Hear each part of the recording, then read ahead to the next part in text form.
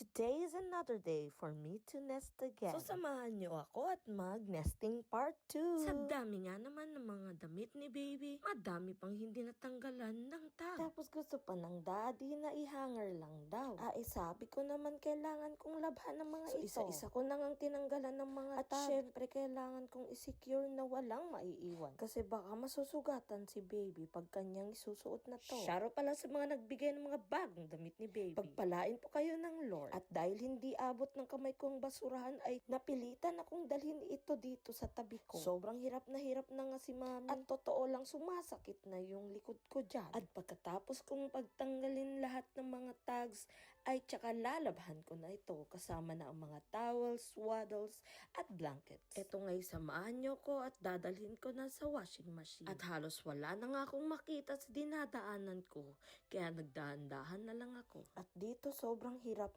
ako. Sobrang nakakangalay pala ng pelvic at likod itong ginagawa ko. At ngayon nilagyan ko na nga ng sabon. Shoutout na naman sa nagregalo nitong sabon na Purex 4-in-1 para sa baby lang. Ang tindi, di ba? At wala nang patumpik-tumpik pa. Sinimulan na nga nating labhan ang mga damit ni baby. Ay nga pala, inuna ko pala ang mga bedsheet. Dahil nga'y kagabi hindi ako makatulog ng maayos. Hang OA ng kutis ko guys. 3 days ko palang pinapalitan ng bedsheet. Nangangati na ako. Nilabhan ko na nga pala din ang pillow cover ng pregnancy pillow ko. Sobrang laking tulong nito sa pagtulog at pagpapahinga. Kung alam nyo lang guys, grabe kahirap matulog pag buntis talaga. Kaya for sure, happy na naman ako mamaya. At pagkatapos kinuha ko na nga ang mga damit ni baby.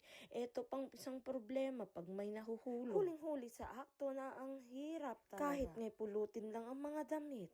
Pagod na yan. Tapos ngay tinuloy-tuloy ko lang hanggang sa napagod na nga ng tuluyan. Ita-transfer nga natin para ma-dryer. At habang nagda-dryer ay napagod si ate nyo. Eto ngay napatigil at kumain na lang ng para bang nawala lahat ng energy sa katawan niya. At nag-iisip-isip kung anong susunod na mga gagawin. Ngay nagsimula na nga din akong mag-fold ng mga damit. Grabe, ang bilis-bilis talaga ng panahon. Biro mo, 36 weeks na ako ngayon. Maybe in 2 weeks, manganganak na ako at makikita na namin si baby. Inaasahan namin yung mga prayers nyo. First baby ko si Zach, kaya gusto ko maayos ang lahat. Alam kong madami pa akong hindi alam sa pagiging mother. Kaya open ako sa mga advices. Naway patuloy kayong manood ng mga vlogs at reels. At naway hindi kayo magsawa sa pagsusuporta sa akin. I pray that everything will be according to the plan. Sabi nga nila, pregnancy is very unpredictable. You'll never know what will really happen. I firmly believe that with God, everything is possible. You just need to be positive and be surrounded